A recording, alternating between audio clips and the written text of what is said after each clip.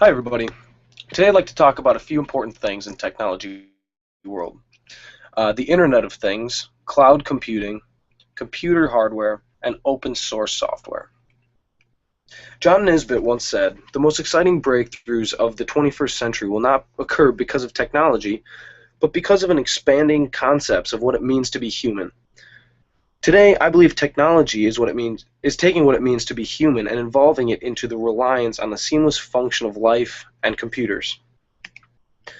Everyone knows what technology and few people know what is happening behind the scenes. In this presentation, I'll cover a few topics that have aided technology in its rapid advancement. The development of computer hardware was the dawning of a new era that has led to things like cloud computing and open source software. All of this has become an integrated part of life and the massive entanglement that we now call the Internet of Things. Every sci-fi movie and TV show has some crazy new technology that at the time may seem like fantasy, but these things tend to become a reality. The Internet of Things, or IoT as many people refer to it, has become a part of everyday life. From our coffee being ready in the morning, to having our clothes cleaned by a washing machine that knows exactly what to do and what cycles to perform. Life is slowly becoming a sci-fi flick in itself, thanks to the Internet of Things. I'm sure there's some confusion about what the Internet of Things actually is, so let's break it down.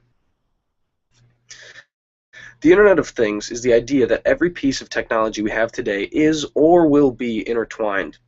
Machines have been leading the charge in the battle for the Internet of Things. And what I mean by this is, have you ever wondered how your curling iron will turn off after a certain amount of time, or how does the TV know exactly when to start recording your favorite shows? All of this is thanks to the Internet of Things. Inside all these machines, there are small chips pictured here called microcontrollers, letting them know what they need to do and when to do it. It's almost like all the machines in your home are working to make your day a little bit better by taking your mind off of the menial tasks you would otherwise need to do. These microcontrollers are becoming smart. Engineers have been able to connect devices together to predict a person's behavior. For example, cell phones are able to connect wirelessly to control things at your home, like temperature, the garage door, making sure the oven is off, etc. Now I'd like to talk about cloud computing.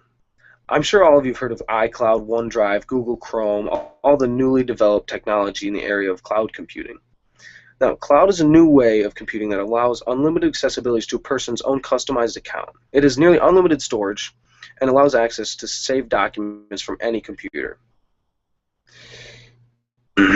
Once a change is made to a document, email, or home screen on an account,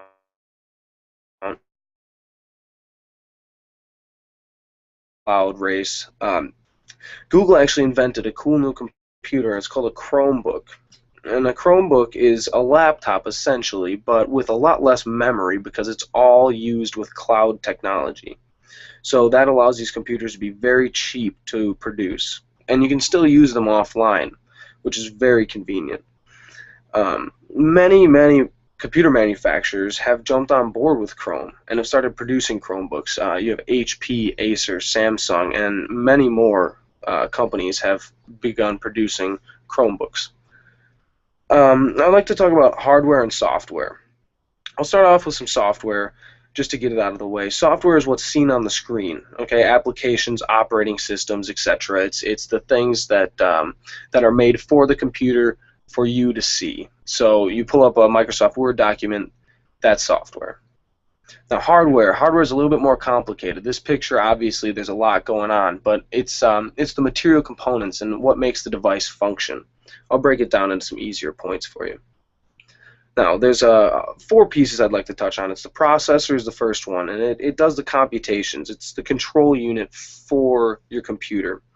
It has internal buses, an arithmetic and logic unit that will take all of the things that you tell your computer to do or want it to process, and it'll send it through there and determine what you need to do. Memory.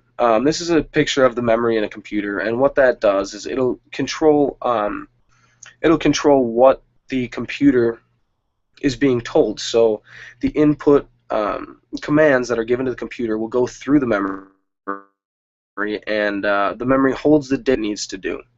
Now it goes from the memory to the input and output.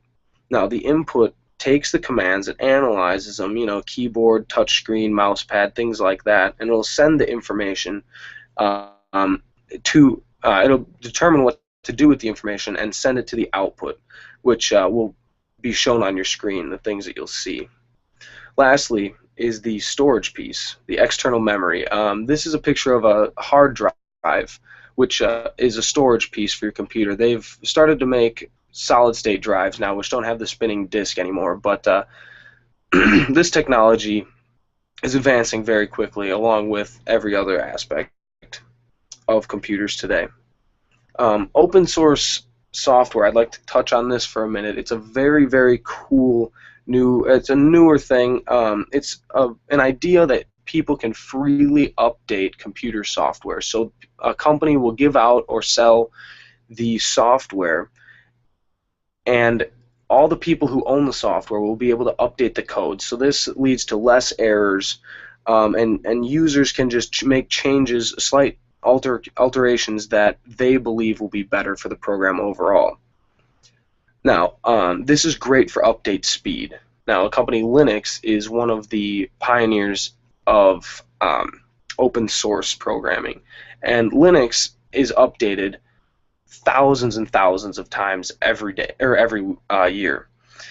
Linux is updated faster than any other software around. Apple, Microsoft, they can't keep up because they have a specific set of people who can only view the code and make changes to it. Now Linux has everyone who can help with that, so that makes the updates a lot faster.